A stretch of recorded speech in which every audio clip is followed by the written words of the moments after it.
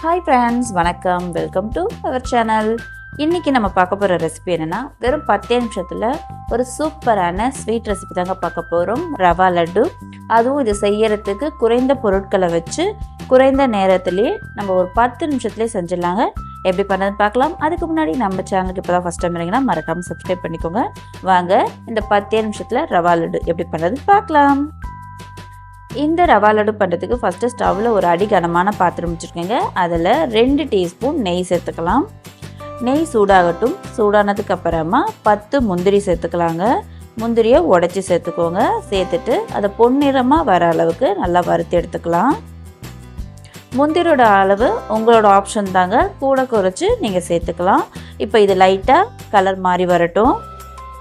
முந்திரி ஓரளவுக்கு பொன்னிறமாக வந்திருக்குங்க. இப்போ இது கூடவே நம்ம திராட்சை சேர்த்துக்கலாம். திராட்சை நான் ஒரு 10 திராட்சை சேர்த்துருக்கேங்க.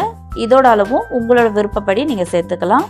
திராட்சை நல்லா பலூன் மாதிரி வரட்டும். பாருங்கள், நல்லா முந்திரியும் திராட்சையும் நல்லா கலர் மாதிரி வந்துடுச்சு. இப்போ அதை நெய்யிலேருந்து இந்த நட்ஸை மட்டும் தனியாக நம்ம எடுத்து வச்சிடலாம். எடுத்தாச்சுங்க. இப்போ அதே நெய்யிலேயே 1 கப் ரவை சேர்த்துக்கலாம்.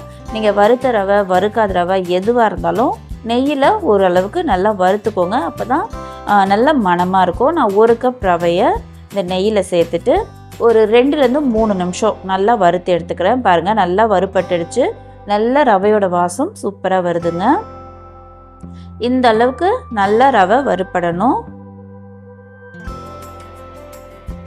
ரவை நல்லா உதிரியாக வந்துடுச்சுங்க. இப்போ இது கூடவே நம்ம 1/2 கப் தேங்காய் துருவல் சேர்த்துக்கலாம். என்கிட்ட டெசிகேட்டட் கோகோனட் இருக்குது, அதனால் நான் அதை சேர்த்துக்கிறேங்க.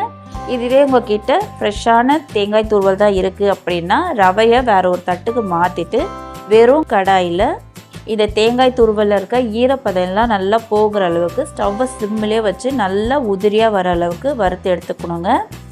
இப்போ என்கிட்ட இந்த தேங்காய் துருவல் இருக்கிறதுனால நான் அப்படியே ரவையோடவே சேர்த்து ஒரு வாட்டி நல்லா கலந்து விட்டு எடுத்துக்க போகிறேன். இப்போ இந்த தேங்காய் துருவலும் ரவையும் சேர்ந்து நல்லா வறுபட்டு வந்துடுச்சு. இப்போ இதை ஒரு தட்டுக்கு நம்ம மாற்றிக்கலாம். அடுத்ததாக ஸ்டவ்வில் ஒரு பேன் வச்சுருக்கேங்க. அதில் 3/4 கப் சர்க்கரை சேர்த்துக்கிறேன். 1 கப் ரவைக்கு 3/4 கப் சர்க்கரை கரெக்டாகவே இருக்கும். இப்போ இது கூடவே 1/2 கப் தண்ணி சேர்த்துக்கலாம். நீங்கள் அளக்கிற அளவுகள் எல்லாத்தையும் வீட்டில் இருக்க ஒரு டம்ளர் இல்லைன்னா ஒரு பவுலில் அளந்துக்கோங்க. மெஷர்மெண்ட் கப்பில் தான் அளக்கணும்னு இல்லை. ஆனால் நான் சொல்கிற அளவுகள்லாம் ஒரே கிண்ணத்தில் நீங்கள் அளந்துக்கிட்டிங்கன்னா கரெக்டாகவே இருக்கும். இப்போது இந்த சர்க்கரை நல்லா கரைஞ்சி ஒரு கம்பி பதம் வரணுங்க. இப்போ இந்த சர்க்கரைலாம் நல்லா கரைஞ்சி நல்லா கொதிக்க ஆரம்பிச்சிடுச்சு. இப்போ நம்ம பாகுப்பதம் செக் பண்ணிக்கலாம். 2 விரலை வச்சு இந்த மாதிரி நீங்கள் டச் பண்ணி பார்க்கும்போது ஒரு கம்பி மாதிரி ஃபார்ம் ஆகி அது உடையணுங்க. பாருங்கள், எனக்கு கரெக்டாக வந்துடுச்சு. இப்போது ஸ்டவ்வை ஃபுல்லாக சிம்மில் வச்சுட்டு நம்ம வறுத்து வச்சுருக்க ரவை தேங்காய் துருவல் இருக்கு இல்லையா, அதை இது கூட சேர்த்துக்கலாம். ஸ்டவ்வை ஃபுல் சிம்மில் வச்சுட்டு இதை நல்லா கலந்து கொடுத்துக்கலாங்க.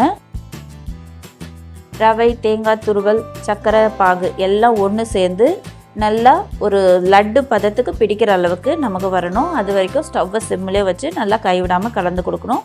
பாருங்கள், ஒரு 2-3 நிமிஷத்துலேயே அந்த சர்க்கரையில் இருந்த தண்ணி எல்லாம் இழுத்துக்கிட்டு நல்லா நமக்கு உதிரியாக வர ஆரம்பிச்சிருச்சு. இந்த அளவுக்கு வந்ததுக்கு அப்புறமா ஒரு 1/2 டீஸ்பூன் ஏலக்காய் பவுடர் மட்டும் சேர்த்துக்கலாம். சேர்த்துட்டு ஒரு வாட்டி நல்லா மிக்ஸ் பண்ணி விட்டுக்கலாம்.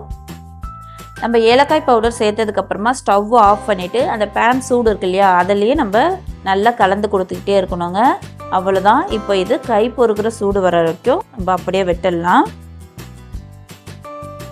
இப்போது ஓரளவுக்கு நல்லா ஆறி வந்திருக்கு. அதாவது கை பொறுக்கிற சூடு இருந்துச்சுன்னா போதும். சுத்தமாக ஜில்லுன்னு ஆறிடுச்சுன்னா நம்மளால் உருண்டையே பிடிக்க முடியாது. இப்போது நம்ம வறுத்து வச்சுருக்க முந்திரி திராட்சை இருக்கு இல்லையா, அதை சேர்த்துக்கலாம். சேர்த்துட்டு நம்ம கையில் கொஞ்சமாக எண்ணெய் இல்லைன்னா நெய் தடவிக்கிட்டு உங்களுக்கு ரவா லட்டு எந்த சைஸ்க்கு வேணுமோ அந்த அளவுக்கு எடுத்து நம்ம கையை கொஞ்சம் அழுத்தி பிடிக்கும்போது நமக்கு நல்லா ஒரு பால் மாதிரி அழகாக ரவா லட்டு வந்துடும்.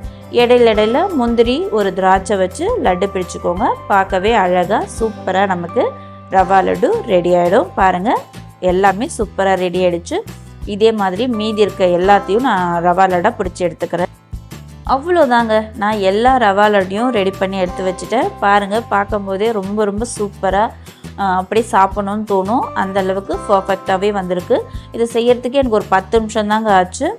சூப்பரான இன்ஸ்டன்டான ரவா லட்டு ரெடி ஆகிடுச்சு. இதே அளவுகளோட இதே மாதிரி ஈஸியாக நீங்களும் கண்டிப்பாக ட்ரை பண்ணி பாருங்கள். இந்த வீடியோ உங்களுக்கு பிடிச்சிருக்கும்னு நினைக்கிறேன். பிடிச்சிருந்தால் மறக்காமல் நம்ம சேனலை சப்ஸ்கிரைப் பண்ணிக்கோங்க. தேங்க்ஸ் ஃபார் வாட்சிங்.